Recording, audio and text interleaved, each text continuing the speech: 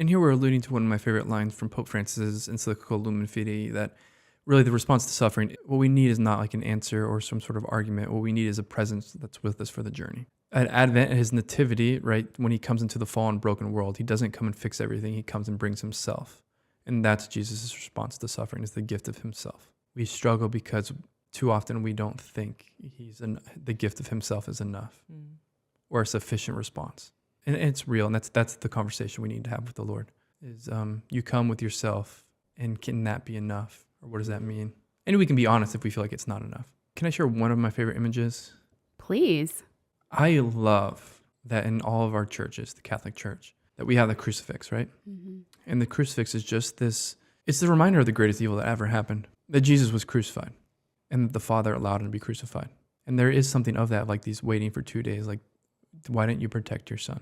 And that Jesus is crucified, and this reminder of his death in a way which is symbolic, right? The crucifix is not alive. But also in all of our churches, there's the Eucharist, that he who was crucified is alive, that he's risen from the dead. And next to that Eucharist is a candle, and that candle always burns. And that is something of our hope. Like, and maybe that's how we cling to Jesus in the difficult times. Like, I feel like I'm united with you on the crucifix. I will be united with you in the resurrection. And as I make that journey, you're here with me. Hope is this sanctuary candle in our lives that never goes out. He's always with us. We always have hope no matter what's happening. Doesn't mean it's easy. Doesn't mean we know how it's going to work out. But he's with us, and we have surety that he works for the good in all things for those who love him.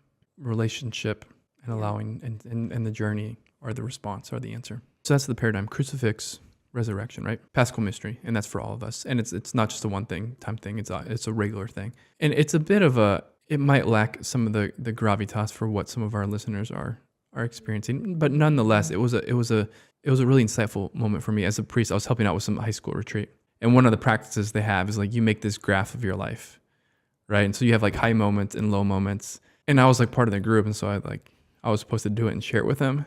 And what was really fascinating at this time, I was in my 30s, I was looking back at my life, like I found it really hard to have any like actual low moments, because in all the difficulties I had experienced, I'd seen how the Lord had done something with that. And it didn't mean there weren't low moments and difficult moments, but that as time unfolded, I saw God bring something out of it. And I think that in the resurrection of the dead, when we are before him, we look at our lives and what he's doing in the context of all of eternity, like I think we have that moment. And again, like I don't want to reduce the difficulty or that anyone might be suffering, but I do believe there's something of that. Like there will be a moment when all tears will be wiped away, and the mystery of suffering will be extinguished by the light of his goodness and glory, and all will be well, and all will make sense, and all will be fulfilled. That's his promise, and that's what we believe, and that's why we live differently. I would say that's what we're supposed to believe. But I don't know, I just keep coming back to, we don't actually believe these things, like to our core. Mm-hmm. There's a song by a worship leader I really love, and it's just a spontaneous song, and she just says, what if we believed it? Yeah. Like anything could happen. I just think we can like hear all of these things till the cows come home. Good question. Yeah. Important question. Yeah. We ask for help. Faith and hope are a gift of the Holy Spirit and the fruit of divine life living in us. When we can't, we just ask for help, but we stay in relationship. That's the key. Remain in me. We stay in it. You can't manufacture it, and you don't have to. I was just really struck by that example that you gave about the life graph. Yeah. I do that in the well with women, and I did it on my own 8-day, and it was not super fun experience. And a lot of women that I walk with have a similar experience, but they tend to want to tie it up with a bow. You know, I'm glad I went through that because I'm stronger, or that relationship wasn't healthy, but there's like an edge to it, if that makes sense. Whereas the way that you're talking about seeing the fruit of God's activity in your life in those low moments feels very peaceful. I don't know if there's like a question there.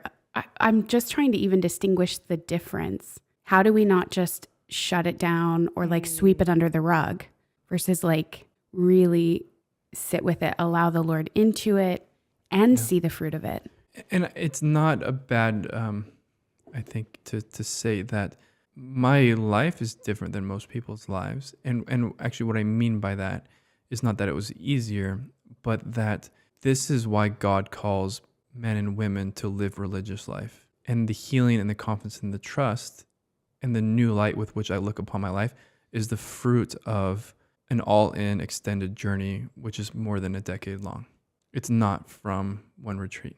Right. It didn't happen overnight. And it's still happening in some ways, I think.